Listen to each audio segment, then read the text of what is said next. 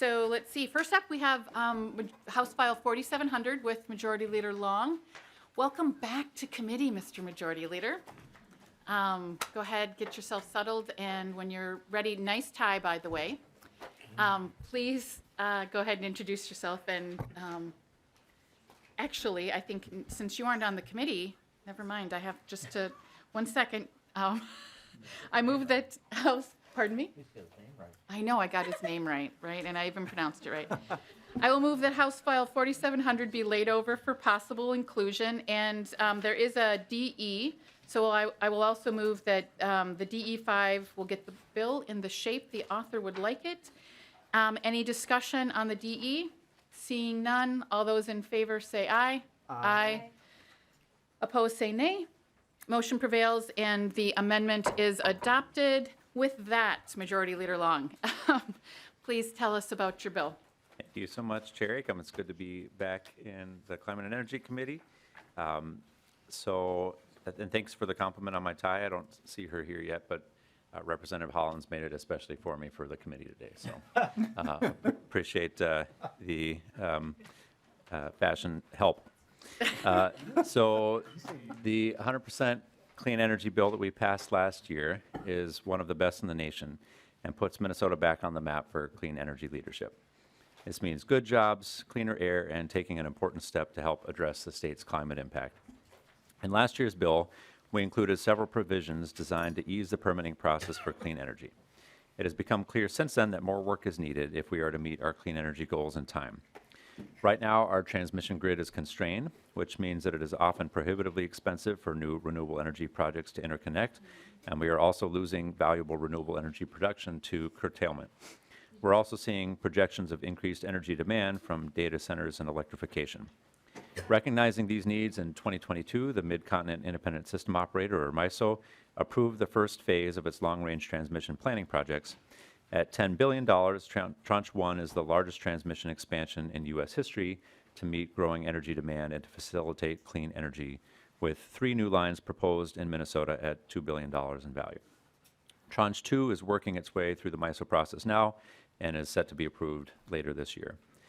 At 10 years on average, it takes us too long to build transmission. With business as usual, projects starting the process next year won't be online until 2035, just 5 years before we have committed the state to reaching 100% clean energy. We can absolutely do better than 10 years and must. The Public Utilities Commission agrees and did us a tremendous service by convening a robust stakeholder process, including 31 stakeholders across a wide range of interests that met several times this fall and presented recommendations to the legislature. The bill before us today is based in large part on the 12 top recommendations from the stakeholder process, which the report estimates could reduce permitting time by up to 9 months. I believe additional reforms included in this bill to speed up the timeline for utilities to file with the PUC, as well as savings on the planning and engineering side, could reduce overall time by more than a year.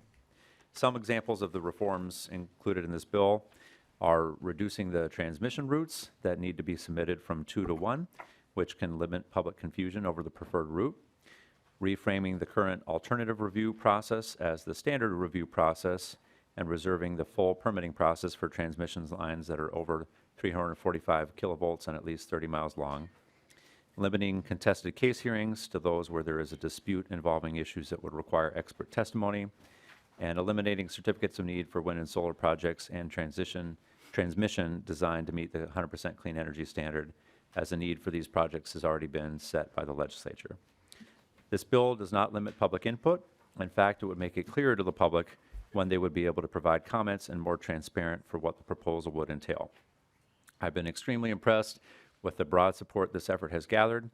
Everyone from regulators to utilities to environmental groups have recognized the need to speed up the deployment of clean energy. This bill is our 100% Clean Energy Bill 2.0. It will facilitate achieving our important state standard and will do so with common sense reforms that do not remove important environmental review or public input. With that, Madam Chair, I think I'd be happy to turn to testifiers. Wonderful. There is quite a list. First on the list, we have Will Seifert, Executive Secretary with the Public Utilities Commission. Welcome to committee. Go ahead, introduce yourself for the record, and go ahead and proceed. All right. Thank you, Madam Chair, members of the committee. My name is Will Seufert, the Executive Secretary for the Public Utilities Commission. As you know, the PUC is an independent, quasi-judicial regulatory agency made up of 5 commissioners with the mission to improve the lives of Minnesotans by ensuring safe, reliable, and sustainable utility services at just and reasonable rates. Since 2005, the Minnesota Public Utilities Commission has been tasked with the siting of large energy generation and transmission facilities in the state of Minnesota. In an effort to ensure timely compliance with the new 100% carbon-free law, the Commission recently convened a stakeholder work group to discuss potential improvements to the permitting and environmental review process. The Commission received a report from the stakeholder group at a January 3rd, 2024 planning meeting with broad-based support for a package of reforms. These proposed reforms are incorporated in House File 4700 as introduced. The DE before you, however, inexplicably omits the foundational organizational reform, the transfer of EERA staff to the Commission, and creates additional processes that undermine the efficiency gains in the introduced version. Unlike other RGUs in state government, such as MPCA, DNR, DOT, the PUC does not employ its own technical staff to perform environmental review and permitting analysis. Rather, existing statutes require the PUC to rely on the EERA unit of the Commerce Department to function as a consultant on its behalf. This creates an inefficient system whereby every decision the Commission makes requires a public comment period to wait for EERA to file comments. Importantly, commissioners cannot talk directly with environmental review staff because they are housed outside the agency. Once the comments are received, internal Commission staff must use the comments to prepare briefing materials for the Commission, and commissioners can't speak with the technical staff until the public meeting. When the agency has to schedule meetings or issue notices, they have to be reviewed by staff at both agencies, adding extra time. These overlapping roles create duplication of work, complicating the simplest of administrative steps, and require a high degree of coordination to meet deadlines that frequently don't get met. And when the deadlines aren't met, questions inevitably get asked of the RGU, which is the Commission. Estimates range between 30 to 60 days of time savings can be realized for each singular permitting step that requires a PUC decision by simply transferring the 11 FTE staff unit of EERA to the Commission. Moreover, this dual arrangement confuses the public. It obfuscates decision-making and erodes public accountability, leaving the public having to discern who's who, what roles they play, and ultimately who can help address their concern. This confusion was a core finding of the report of the legislative auditor several years ago. The ability to deliver on the promise of real-time savings through administrative reform is built around this organizational change, and its omission undermines the time savings and other public benefits in this reform package. It's also worth mentioning that one of the major goals of the stakeholder group was to make the permitting process simpler. If you go to our website now, there are 6 different infographics to explain the distinct processes for different types of PUC approvals. And the hope for this permitting reform is to make that simpler. The bill, as introduced, combined multiple processes into one process for standard review and one process for major review. The DE before you, however, takes a piecemeal approach to repeal some parts of the existing wind statutes and retain others. Instead of applying the same requirements to all projects, there will continue to be a series of statutes and rules that apply only to wind projects. Variation across different types of permits adds complexity, confusion, risk for error, and thereby litigation, and ultimately slows down the review process. Given the recent introduction of this DE, we haven't had the time to work through all the amendment and try to address every issue, but there are some additional problems pertaining to the CN provisions, both how the exemptions are defined and the new requirements to analyze cost and permit proceedings and how that can be performed. We would hope to be able to work with the author on further changes and cleanups should this bill progress. This permitting reform stakeholder work, and now the legislation that was introduced, is a continuation of improvements that the Commission has made to ensure its regulatory process is accessible to the public and administratively efficient. Some recent examples of PUC-initiated improvements include a website overhaul that incorporates infographics and videos with instructions on how the public can get involved in PUC proceedings. The refreshed PUC website also includes a current list of open comment periods and an interactive project map highlighting where energy facilities have been permitted and where proposed facilities may be sited. A cross-agency work group to ensure consistency in the permitting processes and enhance public engagement. Increased use of hybrid and online-only meetings to increase opportunities for engagement with the public in addition to in-person meetings, and increased use of the consent calendar process to accelerate the pace of decision-making for undisputed matters, to name just a few. In closing, the Commission is strongly supportive of meaningful reform that can accelerate the permitting process without sacrificing public input. We have concerns that in its current form, the DE before you doesn't deliver on this promise and will raise expectations of developers, utilities, and the general public for quicker decisions that we don't believe can be delivered under the structure of the DE. Thank you for the opportunity to provide feedback. Thank you for being here. Next on the list, we have Grace Arnold, Commissioner with Department of Commerce, and Representative Swazinski. I saw that you raised your question. We'll do questions after testimony, if that's okay. Thank you. Welcome, Commissioner. Please Hello. introduce yourself. Good afternoon, Chair Acom and members of the House Energy Committee. For the record, my name is Grace Arnold, and I'm the Commissioner of the Minnesota Department of Commerce. I'm here today to speak in broad support of Majority Leader Long's bill, House File 4700, which would make important updates to Minnesota's energy permitting process. We have two main goals when looking at permitting reform. The first is that any changes ensure that we meet the 100% by 2040 statutory requirements, and the second is that any changes increase operational efficiencies and provide regulatory clarity. In that context, permitting reform that allows for smoother build-out of transmission and continued expeditious permitting of storage and clean energy is extremely important. This bill contains many elements that are important to meeting our climate goals. The department particularly recognizes that there are some key components that will help unlock this path forward, and therefore we're in broad agreement with many portions of this bill. We also see areas where the bill could be clarified and look forward to working with Majority Leader Long, Chair Acom, and other members as the bill moves forward. I'd like to highlight two of those areas. First, while we're open to a conversation around certificate of need, we believe that the process needs to remain and potentially be reformulated but not eliminated. In particular, the certificate of need process remains vitally important for transmission projects. With the passage of 100% by 2040, it might seem initially logical to eliminate the evaluation of need for pretty much any clean energy project. Almost all will probably be needed to meet statutory requirements. But the certificate of need process serves multiple purposes. It considers both the energy need and the cost relative to alternatives that address the same need. So there are still important financial and practical system-wide issues to consider. For example, the certificate of need process can be used to evaluate whether we are getting the clean energy we need at the best price, or to ask whether there are other cheaper solutions. For example, another example is that transmission upgrades, it can ask the question, should they include reconductoring or other grid-enhancing technologies? Are there different system configurations that should be considered? And are there other generation projects that should be factored into the need analysis? The answers to all these questions are important to ensure we meet our 100% statutory requirements affordably and reliably. Second, the department is currently the home of the Energy Environmental Review and Analysis Unit, known as EERA.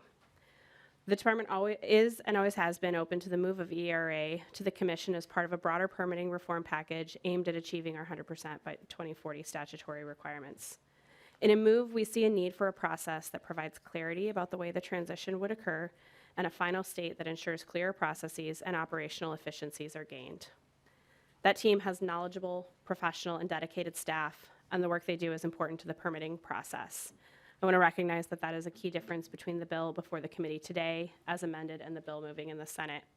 And I look forward to working collaboratively with Majority Leader Long, Chair Acom, other legislators and stakeholders as this bill moves through committee to ensure the final result expedites the permitting process in meeting 100% by 2040.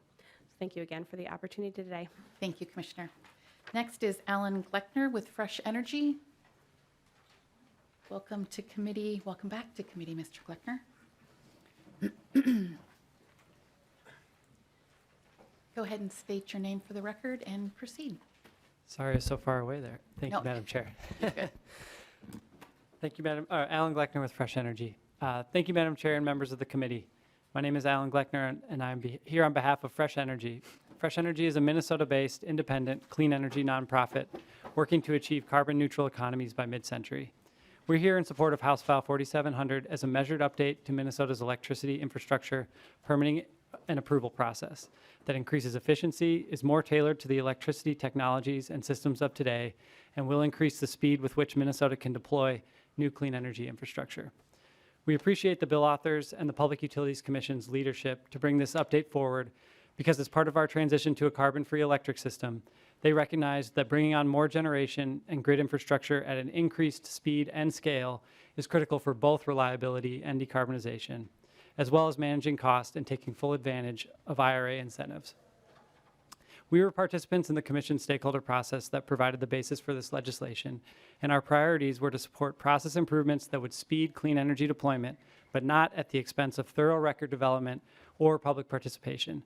The Commission stakeholder process brought in multiple viewpoints and the state's leading experts on these processes. Thanks to this group's thorough and thoughtful work providing the starting point, we believe this bill more than meets our objectives of increasing speed and efficiency while prioritizing public participation. Thank you for the opportunity to support this bill today. Thank you, Mr. Gleckner. Next on the list, we have Madeline Smurillo. Improvement, right? Welcome back to committee.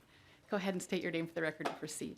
Thank you, Chair Acom and Committee. Yes, Madeline Smurillo with Clean Grid Alliance, you nailed it.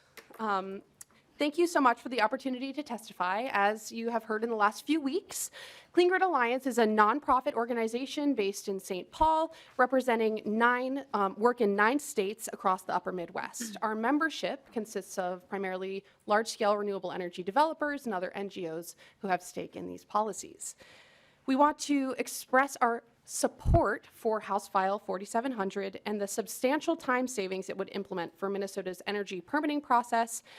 We participated robustly in the stakeholder group that took place this fall. It was a joy to see all these groups coming together and collaborating on such important policy and really working through the kinks of what our current process is with our eyes forward on how we can make things move better. This bill has a couple of key reforms that we strongly support. The first is the fact that it would allow designated PUC staff to determine when a permit application is complete rather than requiring an order from the commissioners. That can save applicants up to 60 days, which is something we've heard from our members over time and time again, that this is a change that is simple, makes sense, and can save time. The second is that the bill exempts all wind and solar projects from certificate of need requirements, including the generation tie lines that are needed to connect them to the grid. This emphasizes that all new wind and solar are going to be constructed to meet the new renewable energy and carbon-free standards that we set into law last year.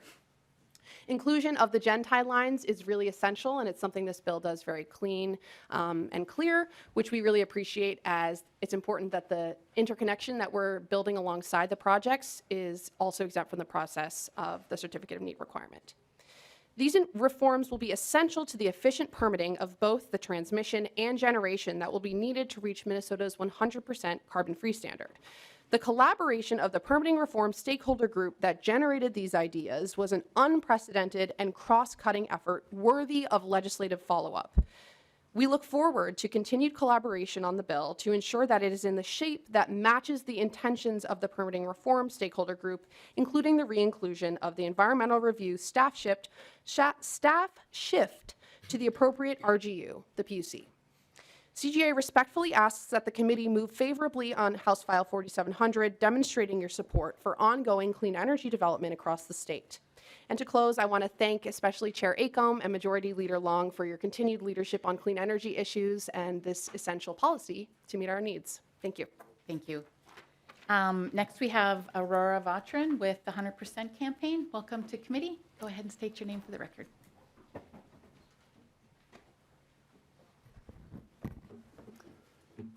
Chair Acom, members of the committee, my name is Aurora Vatran, and I'm the Legislative Director for 100%. Thank you for the opportunity to testify today on HF 4700, and thank you, Representative Long, for your work on this bill and your ongoing commitment to decarbonizing our state. I also want to thank the participants of the PUC Stakeholder Work Group who spent months working to thoughtfully and carefully craft the recommendations that are the foundation of this bill. Over the last few years, thousands of Minnesotans have made their demand for an equitable, clean energy future clear. Last session, you heard them by passing a nation-leading clean energy standard. And while this bill may not seem quite as exciting as 100%, it is just as important to getting us there. We know that we need an expedited permitting process for wind and solar to cut redundancy and meet our clean energy needs. And we know we must maintain robust environmental review, earnest public input, and thoughtful consumer protections. We recognize that there are some slight differences between the House and Senate drafts of this bill, but we trust the authors, the committee, and the chairs, and know that the final vision will reflect our shared vision for Minnesota. Thank you. Thank you, Ms. Vatrin. And then we have some people who signed up for public testimony. And I would maybe just encourage, given how many folks we have testifying, that we can try to limit our comments to 2 minutes. First, we have Deb Bergen with Missouri River Energy Services. Thank you so much. Welcome to committee. State your name for the record and proceed. Thank you, Chair Aika, members of the committee. My name is Deb Bergen. I am with Missouri River Energy Services. As many of you on the committee know, Missouri River Energy Services is a not-for-profit municipal power agency headquartered out of Sioux Falls, South Dakota. We serve 61 communities that own their own municipal electric utility. 25 of those are located in Minnesota. As we've discussed permit reform both before the session began and into session, MRES, Missouri River Energy Services, has expressed several times, while we appreciate streamlining the permit process, one of our concerns is that it be done so with an eye towards protecting landowners as well, because obviously it's the utilities who end up working with landowners on these projects. So we are particularly concerned with protecting their interests as well. To that end, in section 6, line 7.20 of the DE amendment, there's language that says that the utility shall submit one line and one site. We would encourage some language that would alleviate that or allow some flexibility, that would allow us to file an alternative site or an alternative route if the case should arise. This would allow us to have more flexibility to work with landowners who may be concerned about the route or routes that a high voltage transmission line may take. So we would urge some more flexibility to that section. Additionally, in section 5 of the bill, this amends 216B.246, which is the right of first refusal. In it, it has some language that would allow, after there has been approval of a RTO-approved multi-state line, a MISO-approved line, that you would have 30 days to submit your written notice of ownership or potential to own that line. We would urge a longer point of time. Currently, the law allows for 90 days. We feel 30 days is a little too short. Oftentimes, the MISO transmission energy plan transmission expansion plan may come in towards the end of the year. At that time of year, when we have Thanksgiving, Christmas, other things going on, end of the year reports, 30 days might be a little too truncated. So we would urge at keeping the 90 days or the benefit of the bargain, perhaps even looking at 60 days. Remember, we utilities often co-own lines like the CapEx 2020, and more time would allow us to coordinate our efforts together, as well as to look to see if there's any coordination to be done with SPP. Remember, it's not just MISO, it's also the Southwest Power Pool. And to that end, I thank the committee for having me here today. Thank you, Ms. And Bergen. thank you. Appreciate it. Next on our list, we have David Moeller with Elite and Minnesota Power. Welcome to committee. Please state your name for the record and proceed. Thank you, Madam Chair and members. David Moeller, Senior Regulatory Counsel for Elite and Minnesota Power. I'm happy to provide comments today in support of House File 4700. We want to thank Majority Leader Long for bringing forward this important bill. I've worked on these issues for almost 19 years at MP, including routing over 350 miles of transmission lines. These are very important for the legislature to consider. Elite and our family of businesses, including Minnesota Power, Elite Clean Energy, and New Energy Equity, are an electric utility, a wind developer, and a solar developer. Minnesota Power has significantly decarbonized our system and currently delivers 60% renewable energy to our customers, the most in Minnesota.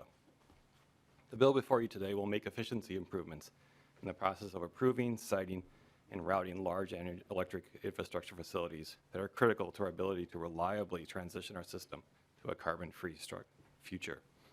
Together as a package, the recommendations in this legislation can save multiple months for each project pursuing permit approval.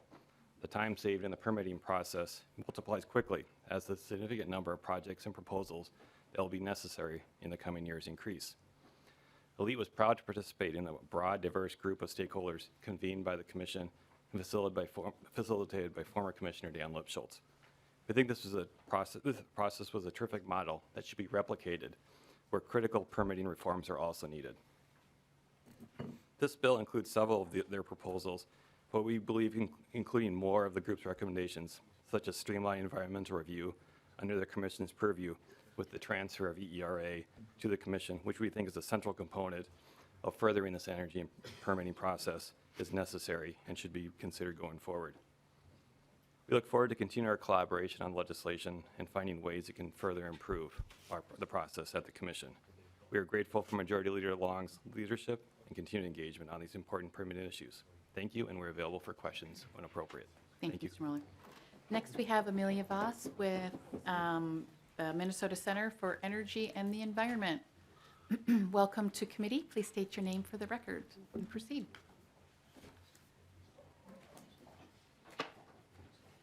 Good afternoon, Chair Acom and members of the committee. My name is Amelia Voss. I'm an attorney at the Minnesota Center for Environmental Advocacy, or MCEA. MCEA is a 50-year-old nonprofit organization that uses facts, science, and the law to protect Minnesota's environment and the health of its people. Our niche is that we have lawyers on staff that are well-versed in the laws around project permitting and environmental review. I work primarily on advocating for the clean energy transition before the Public Utilities Commission, and I'm here to testify in support of House File 4700 as amended. MCEA was a member of the stakeholder group that provided the basis for this legislation, and we thank Dan Lipschultz for convening that group and for summarizing a lot of key feedback that that group provided. Our priority in that working group, and now for this bill language, is to ensure we achieve meaningful permitting reform for clean energy projects without losing important input from landowners and the public affected by a project, and without creating unintended consequences as we move and shift the law. We believe this bill does just that. It implements the reforms recommended by the working group, it doesn't compromise public input, and it doesn't create unintended consequences. And we thank Majority Leader Long for his work on this bill language. We particularly support this bill language's choice not to move the DOC EERA staff from the Department of Commerce to the Public Utilities Commission. The DOC EERA staff conducts environmental review for all projects that the Public Utilities Commission permits. This includes fossil fuel projects such as large petroleum pipelines like Line 3. Those environmental review documents are key documents that provide important information to the public and that the public relies on to understand the implications of a project. Because this stakeholder group did not include groups who care deeply about petroleum pipeline issues and who rely on that information, we believe that it's premature to discuss moving DOC EERA in this bill without including those important voices who care deeply about the process that goes into petroleum pipeline permitting.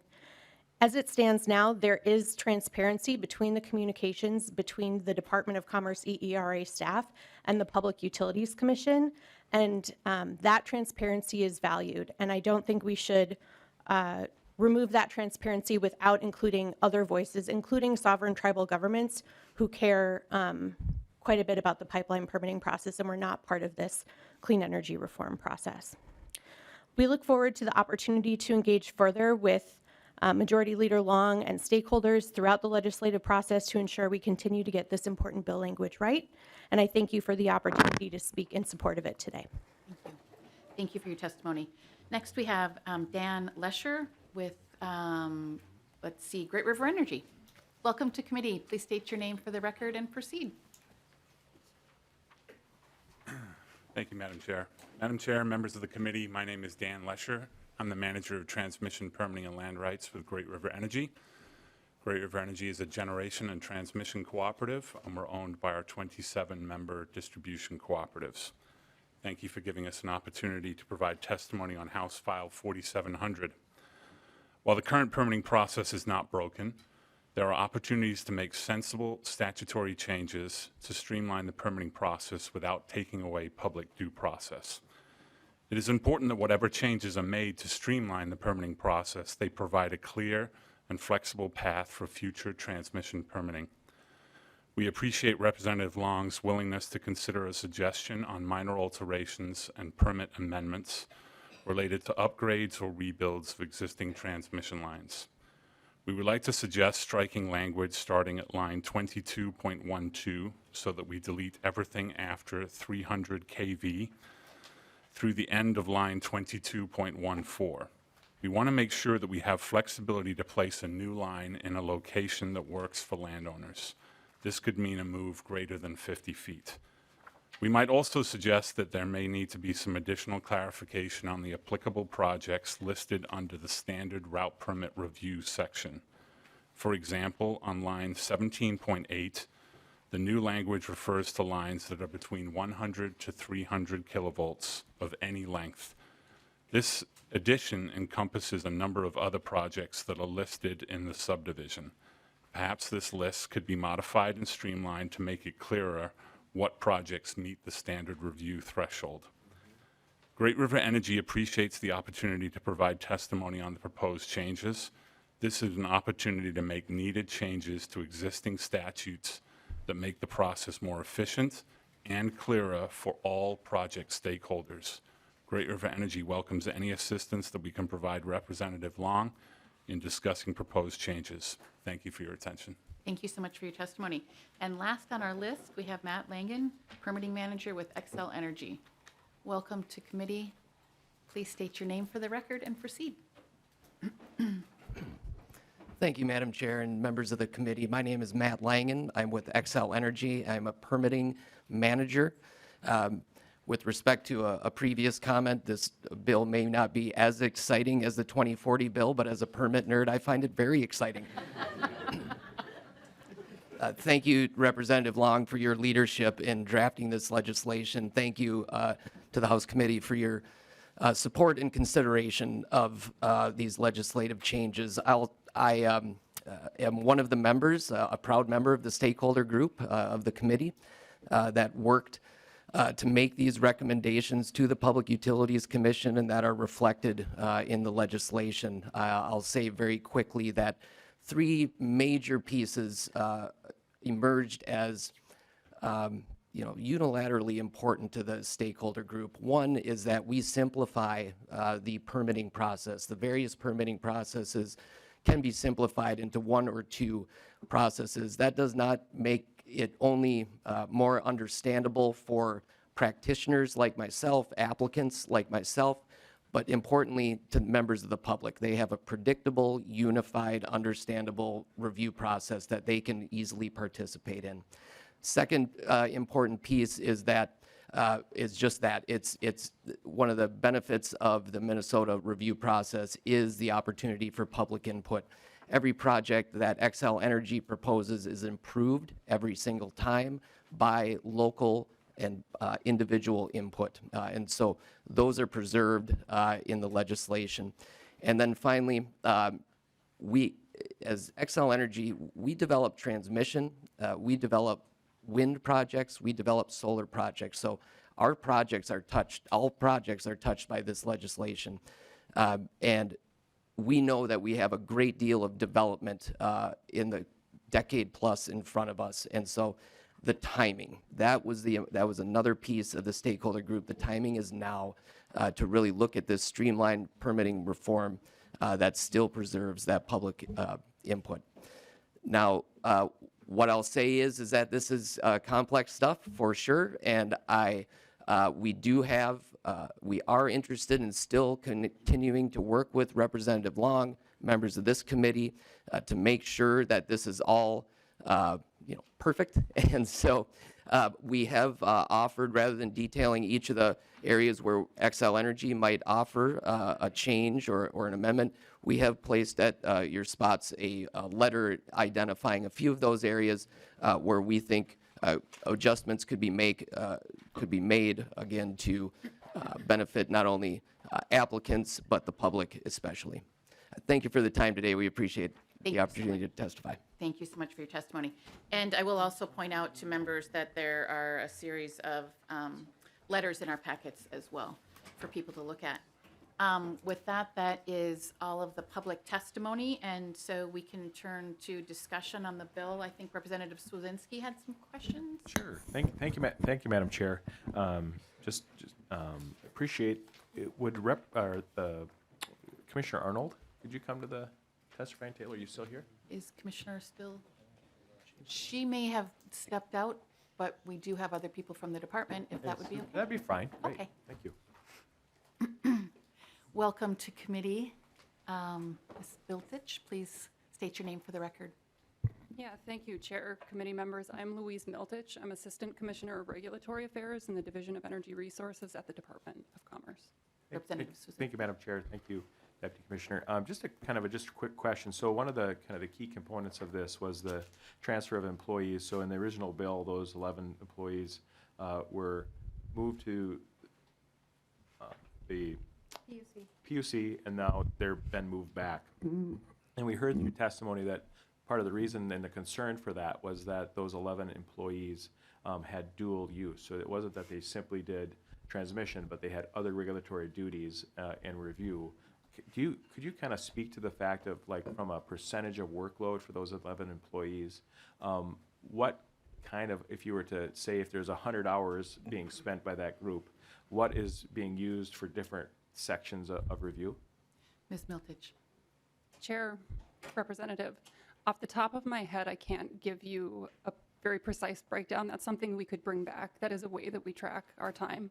We're able to see, which kinds of projects and very specifically which projects staff are spending their time on. So that is something we would be happy to bring back.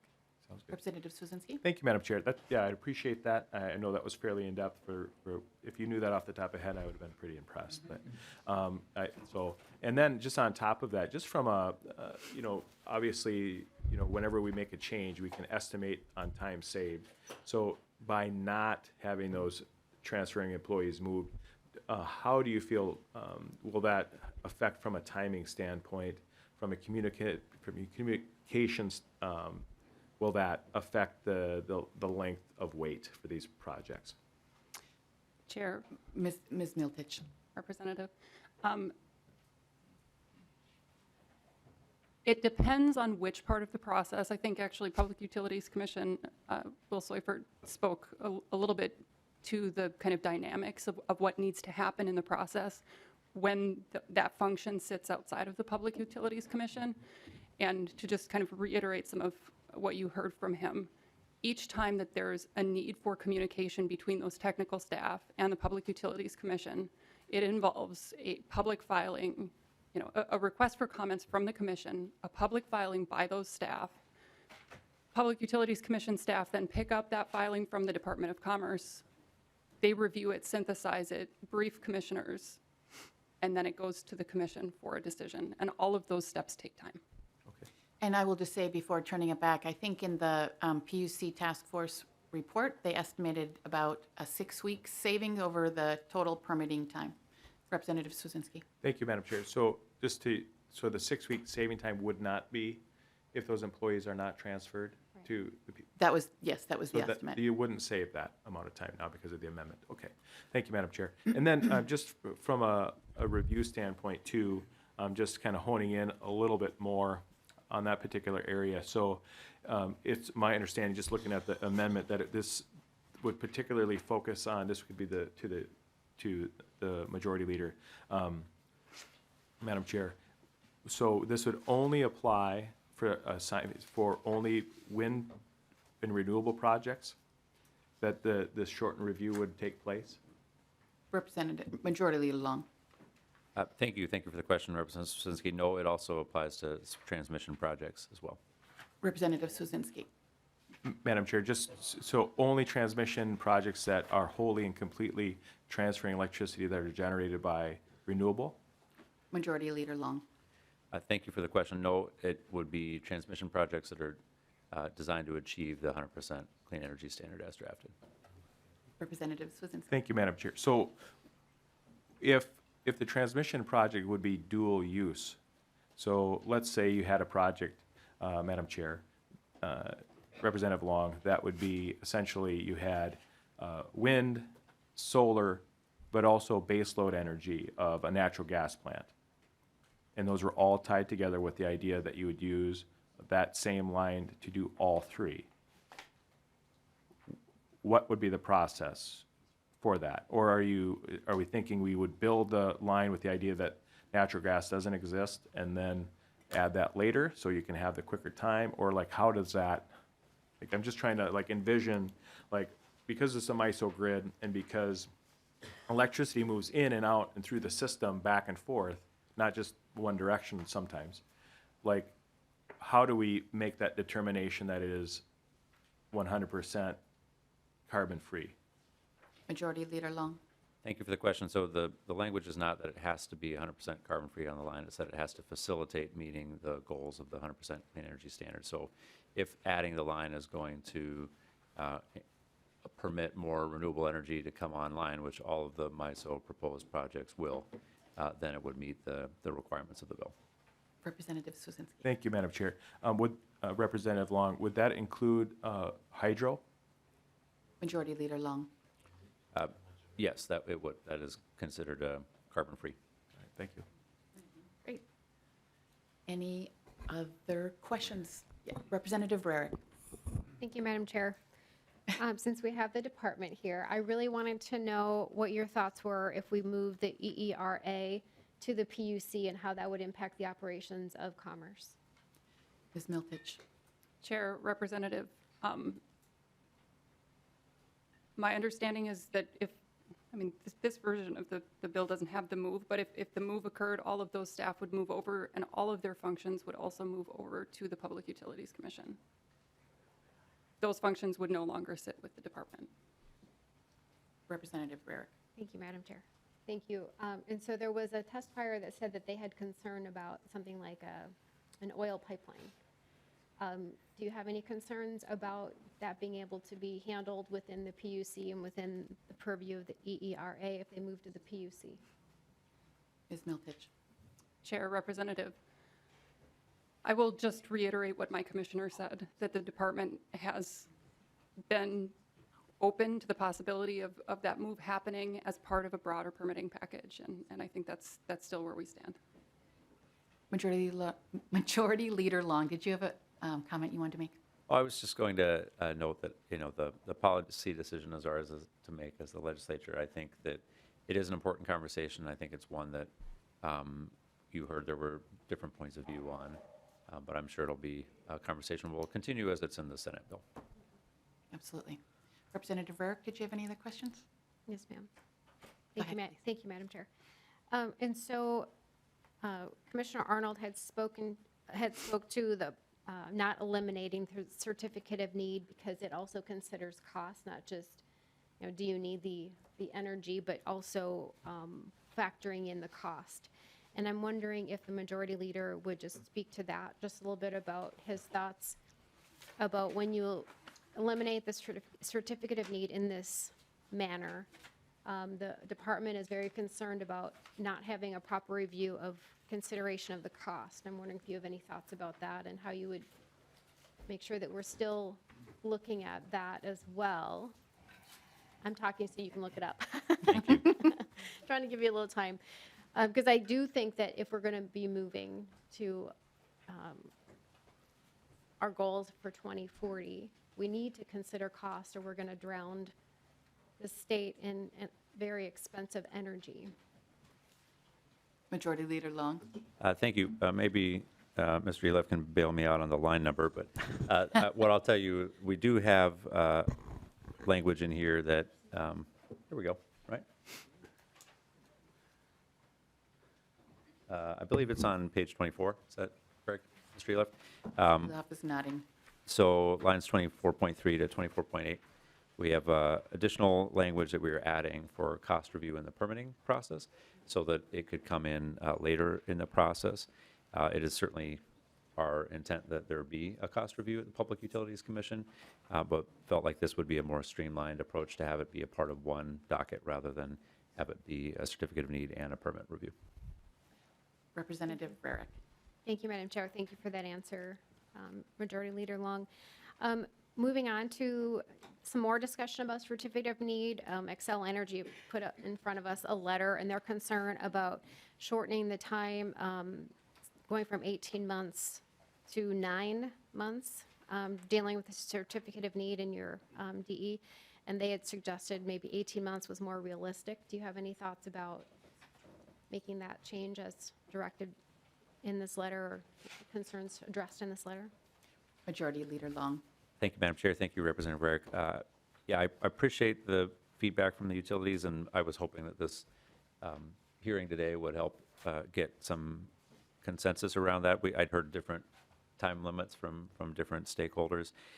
Certainly, I believe that it is human nature to take the time that you were given, and we see if 18 months is permitted, that 18 months is usually what is taken. And same with the 90 days versus what we have in the bill for 30. So I'm certainly open to discussion with stakeholders about what is reasonable. I think that we have to strike the right balance between making sure that we are not padding the time unnecessarily, because these are important projects that we want to get moving, and making sure that the work can get done so the applications that are submitted are high quality. Representative Rarick. Thank you, Madam Chair.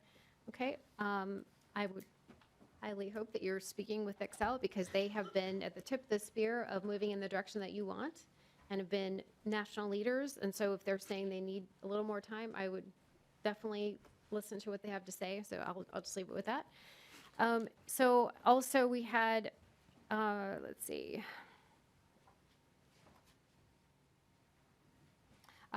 So Missouri River had some concerns. And I'm sure you were listening to all those, and they were concerned about protecting landowners and allowing a little bit more flexibility, and that was specifically on line 7.20. I'm wondering if you have any thoughts about making that a little bit more flexible so that we are protecting landowners. Majority Leader Long. Thank you, Madam Chair. Thank you for the question, Representative Rarick. So I do think it's important that we have one route. This was a recommendation that came from the working group. And I think that part of the concern that I have is when you have two routes, there is a lot of confusion for the public about there's always going to be a preferred route that the utility has in mind for what they actually want to build. So in some ways, they're putting up a bit of a shadow boxing exercise with a second route that landowners may get very concerned about and think is going to get built, but really there's no intent to build it. So that's been my concern. It also adds time to the process. You have twice the number of landowners who are concerned about a proposal. You have additional work that you have to do to submit two routes versus one route from an engineering and planning standpoint. So it's certainly, we don't want to have there be any, we want to maintain the ability for the PUC to make adjustments to the route. So if landowners have specific concerns, you can move the route. If there are environmental issues or other issues, you can move the route, and that's still maintained. But at least from the proposal, I do prefer having one route, and that is the approach that other states take as well. Representative Rarick. Thank you, Madam Chair. Can you point in your DE, because we did just get it not too long ago, about where that allows that flexibility? Majority Leader Long. Thank you for the question. So I believe that's an underlying statute. I don't think that we made any adjustments to the Public Utilities Commission's existing authority to change the route. Okay. And final Representative question. Rarick. Thank you, Madam Chair. Final question. And so then Great River Energy came up and had two sections of areas of issue and concern, starting at line 22.12, going through 22.14.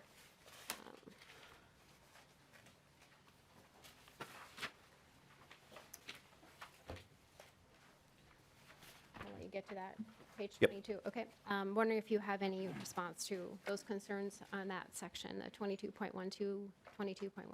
Majority Leader Long. Thank you, Madam Chair. Thank you, Representative Rarick. I took notes, and I'm happy to review that and follow up with GRE on it. Representative Rarick. Yep, just one final thing, thank you. I know I said final, but GRE also had concern on, I believe it was 17.8. And so I guess your answer is that you'll be following up with GRE to make sure that their concerns are addressed. Representative, Majority Leader Long.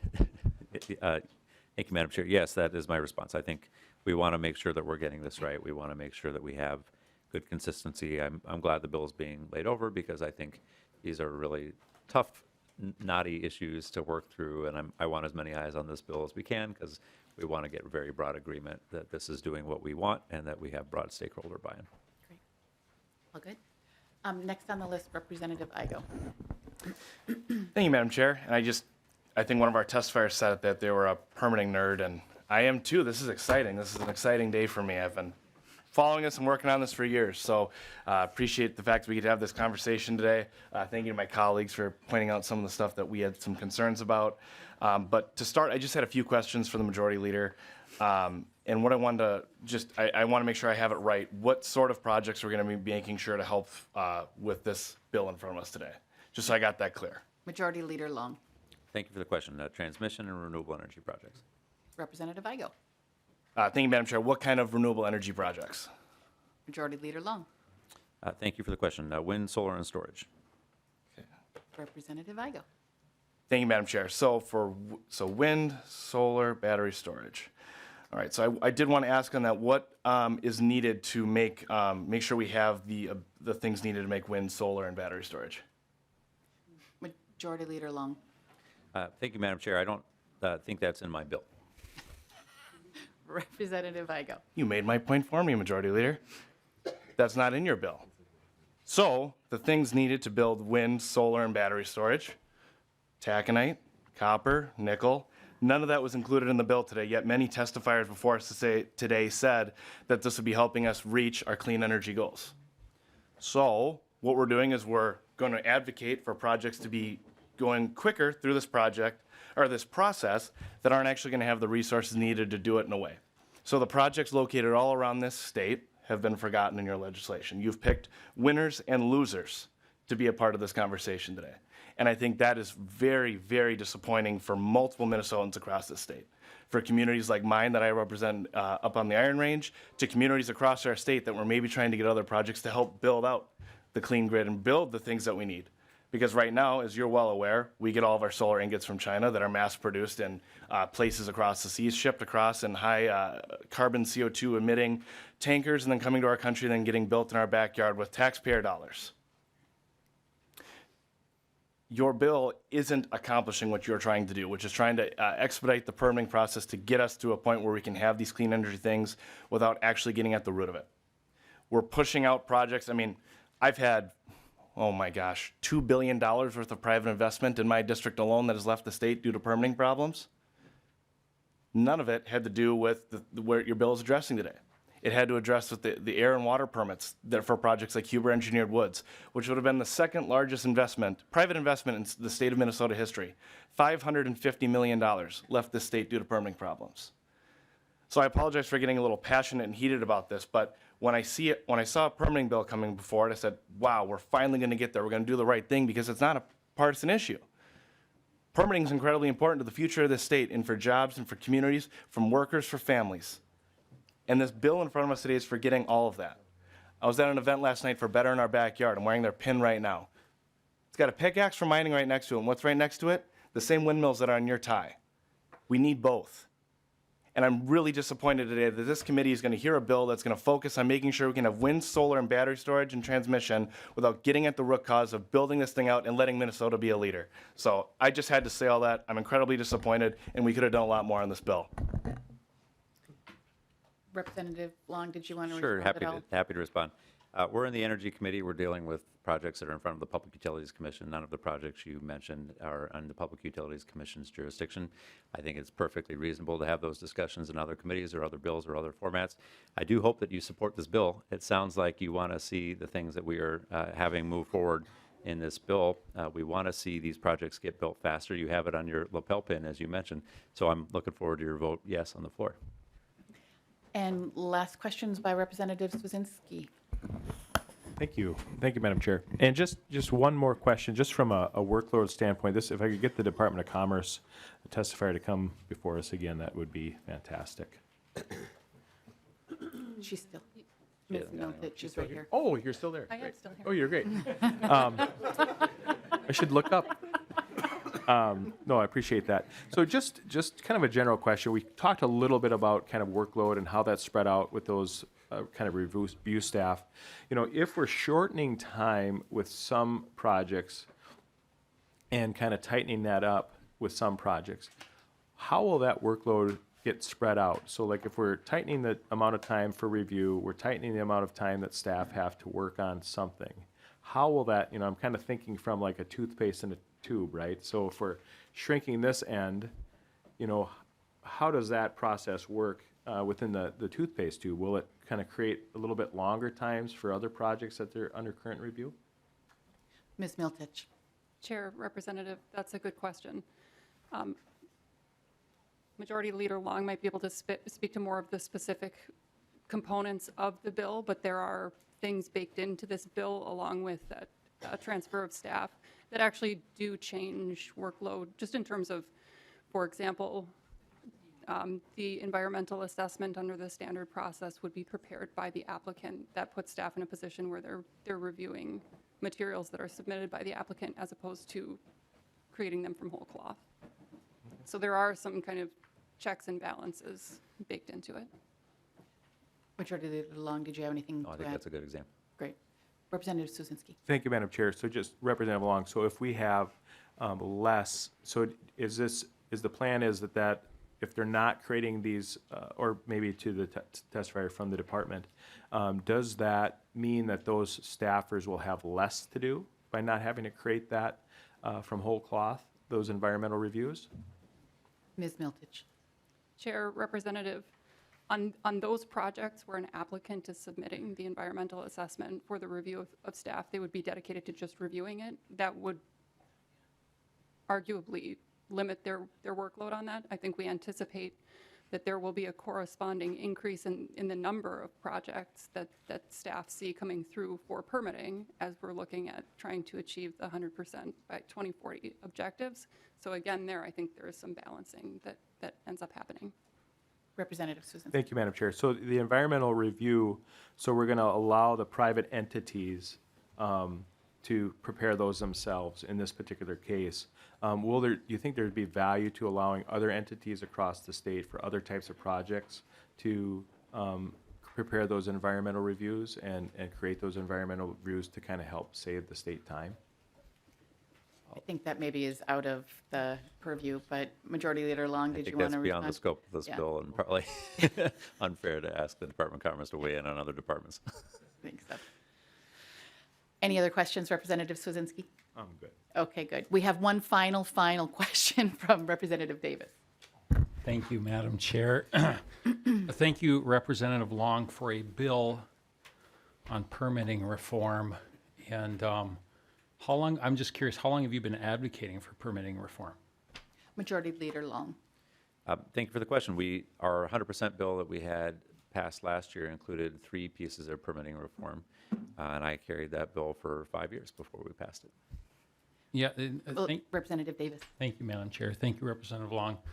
This is a positive step, I think, for permitting reform. But as my colleague, Representative Igo, pointed out, the points he made has everything to do with wind, solar, and battery storage. Because as he pointed out, we need the minerals, the critical minerals, to go along with that. So I see you are passionate about permitting reform, and you are the majority leader. Could I possibly get you on record to work with us across the aisle? Because if one thing we're learning in my first biennium is that balance in government is very important and bipartisanship is very important. Would you be willing to work with our side of the aisle on getting permitting reform done, say when it comes to mining? Majority Leader Long. Thank you, Madam Chair. Thanks for the question. So I don't get to carry very many bills as Majority Leader, and I got to pick one this year, which is a follow-up to the 100% clean energy bill. So I don't think I have the capacity to work on additional legislation this year, but I would hope, given your support for permitting reform, that we're going to have 100% green votes from both sides of the aisle when this bill comes to the floor. And I will only maybe just add to that this is certainly establishing a good model that can be looked at in other areas. So Representative Davis, Thank any you, Madam questions? Chair. Thank you for that, Representative Long, Majority Leader Long. And I'll just finish with this. You're the majority leader. You can help us with this if you so choose. Thank you. Before I turn it back to the Majority Leader for closing remarks, I just want to thank you for all the work on this bill. I know that it has been a lot of time and energy and bringing a lot of voices together, and I think you've done a really great job at finding kind of the sweet spot. And so as there have been issues being addressed today, there's certainly going to be time for the Majority Leader to continue to work on this bill. But with that, Majority Leader Long, any final comments on your bill? I appreciate it, Chair. I appreciate the good discussion and questions today. I just want to thank the testifiers who came before us today and provided feedback on the bill, and you have my commitment to continue working to try to make sure we are getting this right. There was a recent report from North Star Policy Action that noted at our current rate of clean energy construction, we won't reach 100% clean energy until 2062. So we have a lot to do. We need to double the pace of clean energy construction in the state. We know that'll mean good jobs. We know that'll reduce costs because of the low cost of wind and solar. And so I appreciate everybody's support in moving this bill forward and look forward to the discussion ahead. And with that, I renew my motion that House File 4700 as amended be laid over. Bill is laid over. Thank you, Majority Leader Long.